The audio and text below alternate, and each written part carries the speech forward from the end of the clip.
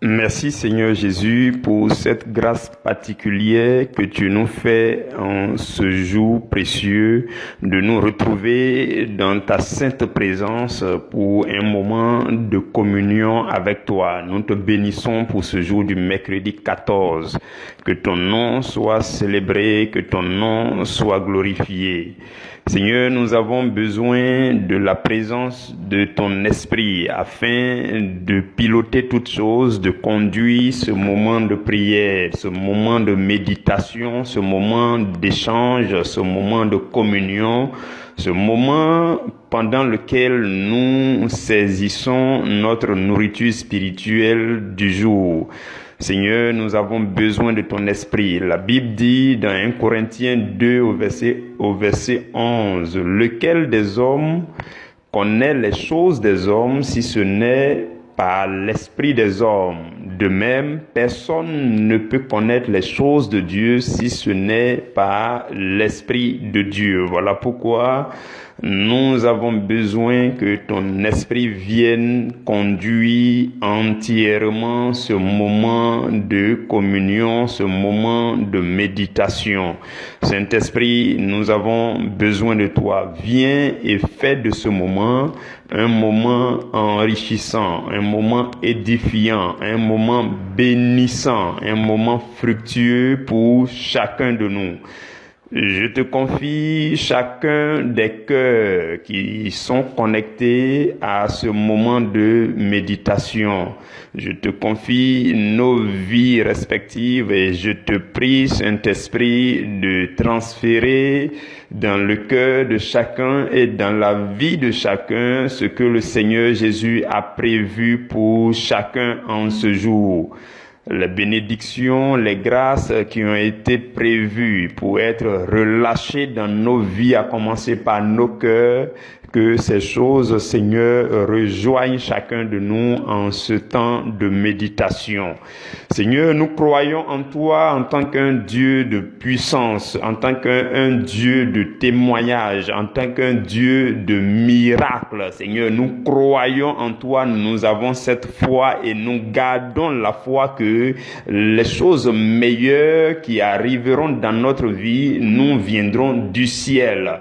Seigneur, nous nous attendons à toi. Chaque jour, nous nous attendons à toi, à ta touche, à ton miracle, à ton intervention, à ta puissance dans nos vies, parce que nous sommes tes enfants, nous vivons pour toi et nous voulons continuer à vivre pour toi. Seigneur, nous aspirons continuellement à la manifestation de ton esprit dans la vie de chacun de nous, dans tous les aspects de nos vies, Seigneur. Nous nous attendons à toi, Seigneur. Tu es le Dieu de puissance, tu es le Dieu de l'onction, tu es le Dieu de miracles, tu es le Dieu des signes et des prodiges. Seigneur, nous nous attendons à toi. Nous croyons en ce Dieu que tu es, ce Dieu grand et puissant, ce Dieu qui se manifeste, ce Dieu qui est palpable, ce Dieu qui relâche les plus grandes bénédictions, les plus grands témoignages dans la vie de ses enfants. Seigneur, nous croyons en toi de cette manière et nous nous attendons à toi. Seigneur, utilise encore ce moment de méditation pour nous bénir. Nous le demandons au nom de Jésus. Amen. Mes frères, mes sœurs, nous sommes donc le mercredi 14 juillet et le sous-thème d'aujourd'hui, c'est le dévoilement de la plus grave erreur qui peut facilement annuler les efforts de l'amour. Les sous-thèmes que le Seigneur nous permet de formuler ici, lorsque vous les lisez, c'est déjà consistant. Cela vous pousse tout de suite à la méditation. Je ne sais pas si vous l'avez remarqué, mais quand vous lisez un sous-thème, tout de suite des questions commencent à se poser en vous. Vous êtes comme attiré dans une méditation. Le sous-thème dit le dévoilement. Déjà, quand on dit le dévoilement, ça veut dire quoi? Il y a quelque chose qui sera mis à nu. Il y a quelque chose qu'on ignorait certainement et qui sera révélé ce jour-là. Donc, le dévoilement de la plus grave erreur. La plus grave erreur, ça veut dire que sans doute nous sommes aussi dans cette erreur, parce que si c'est une erreur qui est plus grave, cela veut dire que ça saute à l'œil, bon, enfin ça passe beaucoup inaperçu, on ne fait pas attention, hein, et si c'est une plus grave erreur aussi, c'est que il y a des conséquences, c'est que c'est parce que les conséquences ne sont pas moindres. Et la suite dit, donc le dévoilement de la plus grave erreur qui peut facilement annuler. Le mot annuler déjà, ce n'est pas une bonne chose à annuler. Donc si ça peut annuler, ça veut dire que ça peut rendre vain, ça peut rendre sans résultat. Donc sans qu'on s'en rende compte, ça peut annuler certaines choses, ça peut effacer nos efforts, ainsi de suite. Les efforts de l'amour, c'est ce que la fin dit, les efforts de l'amour. Donc quand je parle des efforts de l'amour, cela nous renvoie à notre méditation d'hier. Quand on dit les efforts de l'amour, hier nous avons vu 2 tableaux. Nous avons vu d'une part ce que l'amour peut accomplir, ce que l'amour peut faire, ce que l'amour peut réaliser, ce que l'amour est capable de faire. Et d'un autre côté, nous avons vu qu'il ne faudrait pas ignorer ce que l'amour ne doit pas faire. Donc, ce que l'amour ne doit pas faire, nous aussi, nous ne devons pas faire s'il y a l'amour en nous. Et si nous voulons travailler pour devenir des êtres d'amour, nous ne devons pas ignorer que on ne doit pas faire ce que l'amour ne doit pas faire. Et hier, nous avons vu que en une seule phrase, l'apôtre Paul a dit, l'amour ne fait point de mal au prochain. Donc, nous avons vu ça hier. Donc, lorsque aujourd'hui nous disons les efforts de l'amour, c'est tous les efforts que vous et moi nous faisons en tant que chrétiens afin d'obéir à l'amour, afin que l'amour se manifeste, afin de faire, d'accomplir, de réaliser ce que l'amour peut faire à travers nous. Et c'est aussi tous les efforts que vous et moi, nous pouvons faire pour ne pas faire du mal à notre prochain. Pour ne pas faire ce que l'amour ne doit pas faire. Pour ne rien faire de mal. Donc en faisant tout cela, ce sont nos efforts de l'amour, ou alors les efforts de l'amour à travers nous. Maintenant, le sous-thème d'aujourd'hui dit, il y a une chose qui peut facilement annuler ces efforts. Il y a une chose qui peut facilement annuler. Et on dit, on va dévoiler cette chose. C'est une erreur que la plupart d'entre nous commettons. Mais on va dévoiler aujourd'hui. On va enlever le voile dessus. Et ça va être mis à nu et ça sera donc révélé. Alors que tout ce qui est révélé, quand une chose a été révélée, la chose est déjà prête à être combattue. Pourquoi? Parce que nous avons le nom le plus puissant qui peut combattre toute chose. Donc, dès lors que vous arrivez à nommer quelque chose, déjà vous avez la victoire. Vous êtes en bonne posture. Pourquoi? Parce que vous avez le nom qui est au-dessus de tout nom. Vous comprenez? Pour ceux qui tombent souvent malades, lorsqu'on n'arrive pas à trouver le nom d'une maladie, c'est compliqué à traiter. Et si en même temps vous êtes chrétien, dès qu'on réussit à trouver le nom d'une maladie, vous prenez maintenant le nom de Jésus qui est au-dessus de tout nom et vous réussissez à réduire cette maladie à l'impuissance. Pourquoi? Parce que nous avons le nom qui est au-dessus de... Voilà pourquoi on dit tout ce qui est révélé est vaincu. Tout ce qui est révélé est prêt à disparaître. Pourquoi? Parce que nous avons la puissance des puissances de notre côté. Et dès lors qu'on peut nommer quelque chose, la Bible dit, tout ce qui peut se nommer sur la terre, le nom de Jésus est au-dessus. Donc, quand on va réussir à nommer cette erreur, dans le même temps, la puissance du nom de Jésus va se manifester en vous pour que vous soyez capable désormais de ne pas commettre cette erreur qui annule facilement les efforts de l'amour à travers nos vies. Vous me suivez? Suivez-moi très bien, s'il vous plaît. Donc, nous allons poursuivre. Et je vais nous dire déjà c'est quoi cette erreur. Je vais nous dire déjà c'est quoi cette erreur que j'estime être une erreur très grave. Suivez-moi très bien. Suivez-moi vraiment bien. Parce que lorsqu'un sous-thème dit la plus grave erreur, c'est que sans doute c'est vraiment la plus grave erreur. Donc il y a lieu de comprendre pourquoi on dit c'est la plus grave erreur. Il y a lieu de comprendre, est-ce que moi-même je ne suis pas dans cette erreur? Est-ce que je ne commets pas cette erreur?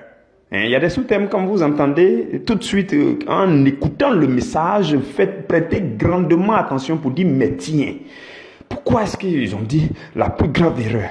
Pourquoi est-ce qu'on veut dévoiler cela? Pourquoi? Donc, ça veut dire que il y a quelque chose que je dois saisir. La pensée profonde de Dieu qui est dans ce message-là, il faut que je saisisse. Je dois attraper ça. Ça doit être utile pour ma vie. Oui, si jamais je commettais moi aussi cette erreur, il faut que je puisse voir. Ça doit être dévoilé, mis à nu devant moi aussi. Et que je puisse désormais vaincre la chose. Ouais, vous comprenez, en tant que chrétien qui cherche à grandir chaque jour, nous devons avoir ce réflexe-là en face d'un enseignement que nous sommes en train d'écouter. Du coup, ça nous pousse à redoubler d'attention. Vous comprenez? Donc, suivez-moi très bien. Comme je nous l'ai dit hier, l'enseignement d'aujourd'hui est comme la suite de l'enseignement d'hier. Donc, hier, nous avons vu d'une part ce que l'amour peut faire et nous avons vu ce que l'amour ne doit pas faire. Donc, dans la vie du chrétien, c'est de faire tout pour marcher dans ce que l'amour peut accomplir.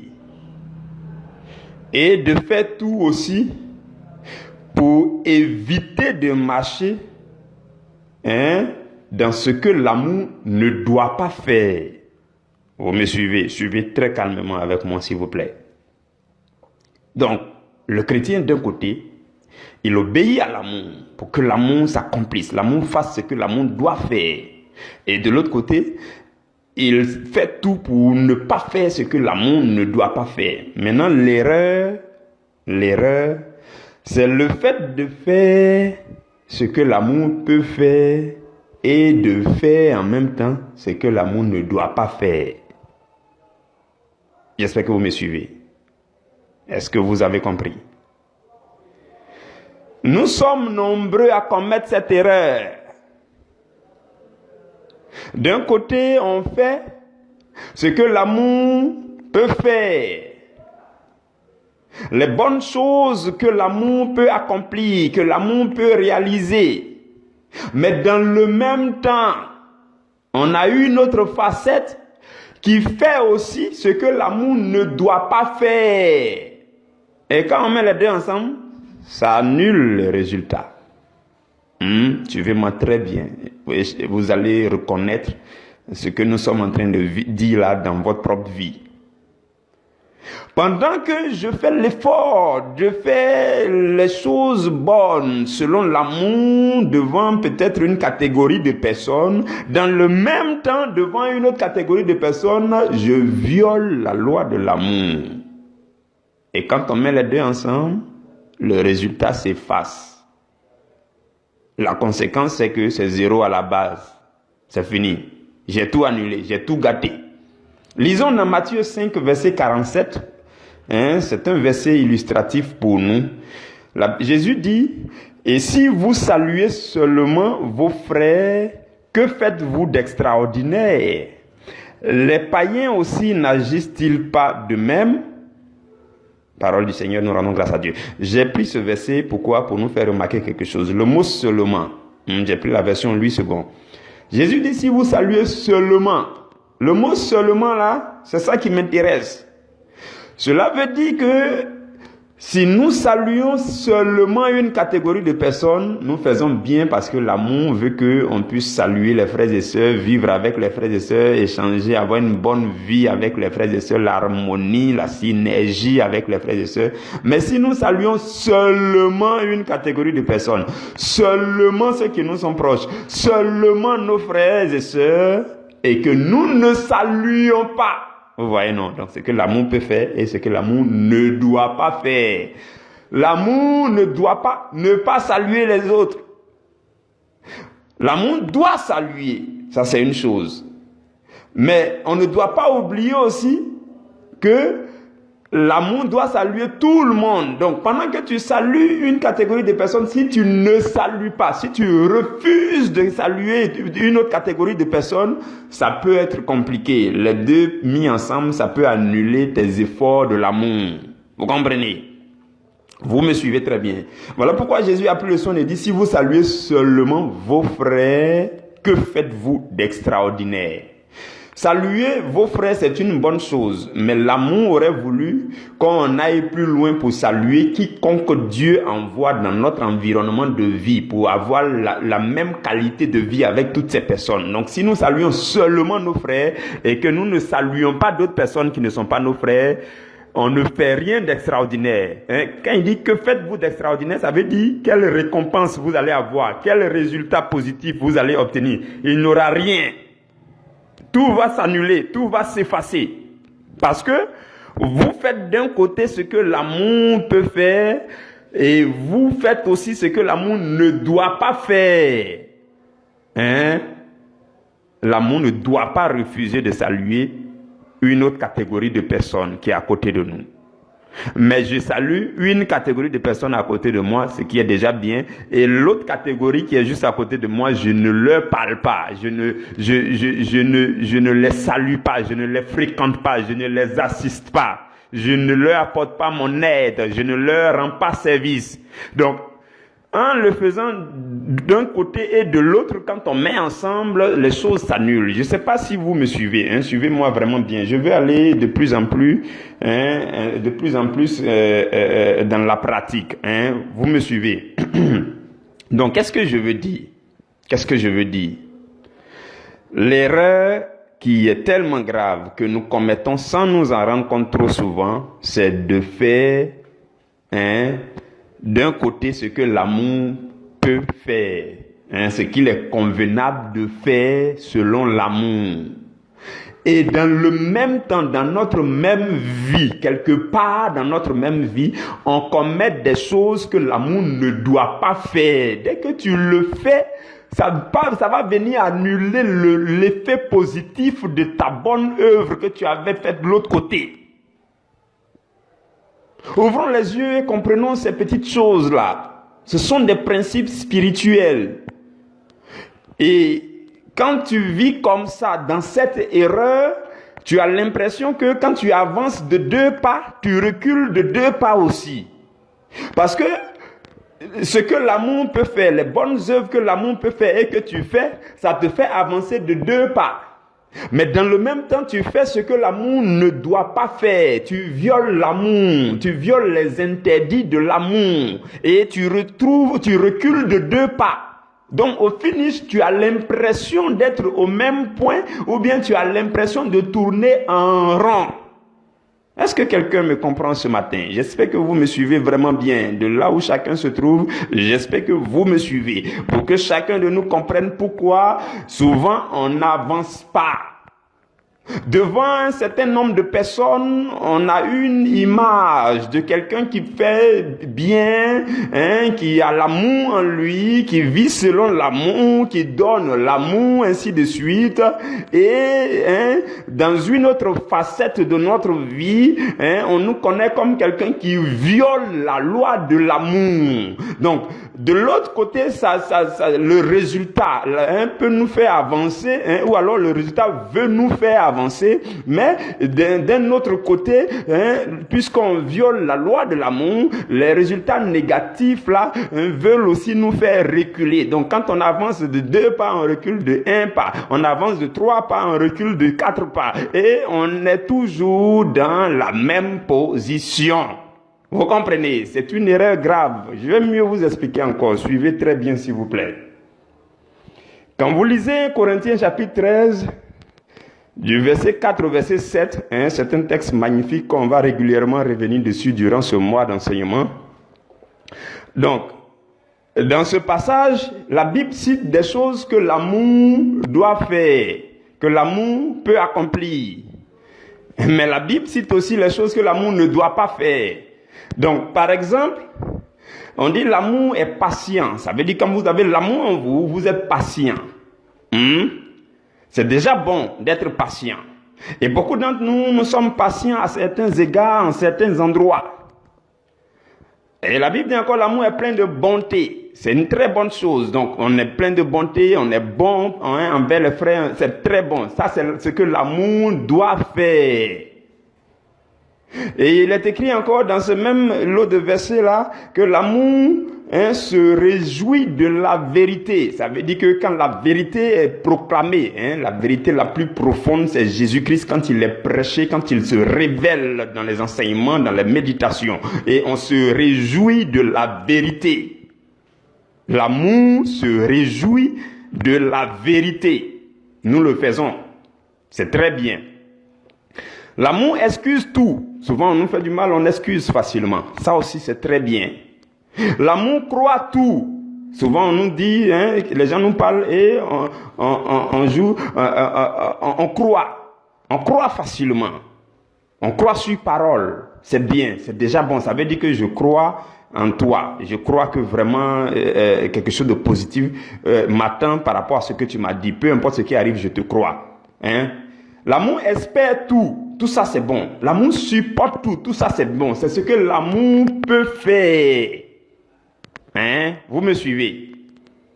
Mais dans le même texte, la Bible dit l'amour n'est point envieux. Donc, si tu as l'amour et que tu es patient d'un côté, que tu es bon d'un côté, et que tu es envieux d'un autre côté, qu'est-ce qui se passe? Les deux mis ensemble, ça va annuler tes efforts. Ou bien tu es plein de bonté. Tu excuses tout. Mais on dit l'amour ne se vante point. Mais toi, de l'autre côté, tu t'en vas maintenant te vanter. Tu fais une petite chose, tu veux qu'on parle de toi. Tu parles de toi toi-même. Ou alors, on dit l'amour est plein de bonté. Donc toi, tu es plein de bonté. Tu te réjouis de la vérité. Tu excuses tout. Tout ça, c'est bon. Mais on dit l'amour ne s'enfle point d'orgueil. Et tu t'en vas t'enfler d'orgueil. Ou bien l'amour ne fait rien de malhonnête. Mais dans tes affaires, il y a des malhonnêtetés dedans. Dans les négociations, il y a la malhonnêteté dedans. Quand il s'agit des finances, de l'argent, comment obtenir l'argent? Quand l'argent veut rentrer net, peu importe le moyen maintenant, la malhonnêteté rentre dedans. Donc, tous tes efforts de l'amour que tu avais fait là-bas, tu viens les annuler ici. Pourquoi? Parce qu'on dit, l'amour ne fait rien de malhonnête. Et toi, tu viens de faire quelque chose de malhonnête. Et on dit, l'amour ne cherche point son intérêt. Donc, même si, avec l'amour, tu fais bien d'excuser tout, de te réjouir de la vérité, de croire tout, d'espérer tout, de supporter tout, d'être patient, d'être plein de bonté.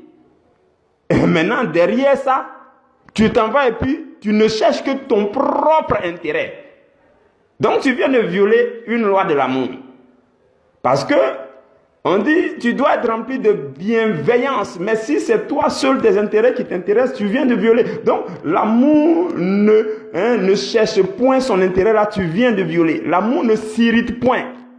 Donc tu peux faire toutes bonnes choses selon l'amour, mais si tu te mets en colère à tout bout de champ, tu écoutes les meilleures prédications, mais chaque soir, c'est toi qui cries dans ta maison.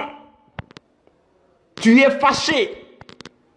Jusqu'à présent, la maîtrise de soi n'est pas encore le fruit que tu prends pour faire goûter aux gens.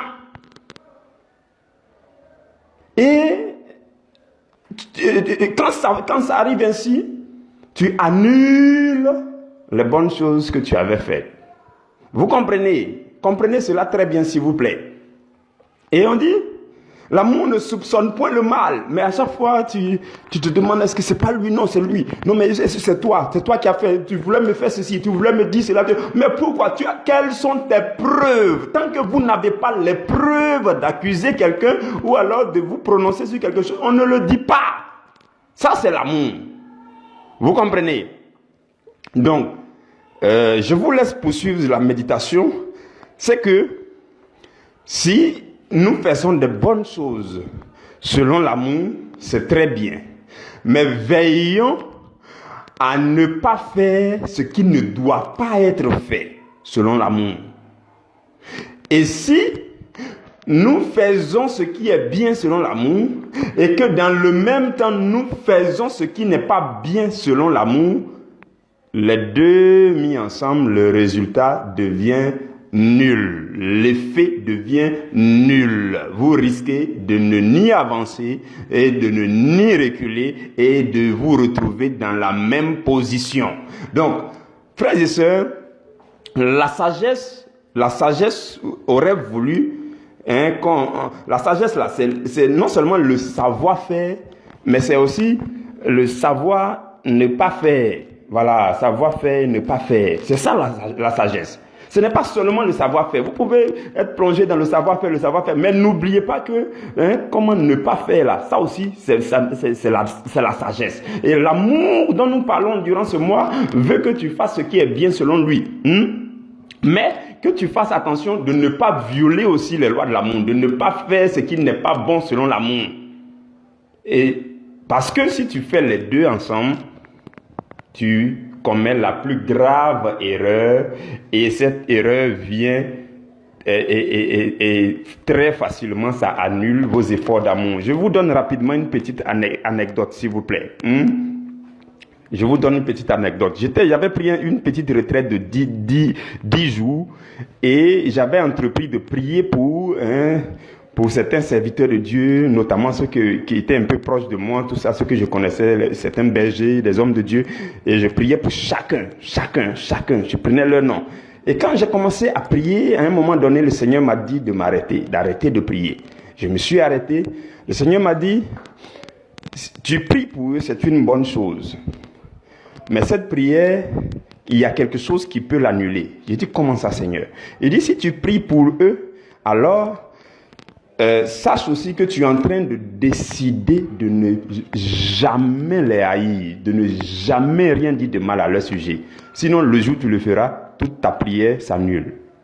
J'ai dit, mais comment ça, Seigneur? Il dit, quand tu vas prier pour eux, ça veut dire que tu les aimes et que tu désires des bonnes choses pour eux. Donc, leurs anges vont se mettre en mouvement pour que je relâche sur leur vie ces bonnes choses. Mais toi qui as prié ainsi et qui as ordonné ces bonnes choses sur leur vie par ta prière, s'il arrivait que tu penses mal d'eux, tu parles mal d'eux, tu les détestes, tu les critiques, automatiquement les anges la freinent parce que celui qui les avait envoyés n'a plus la même intention.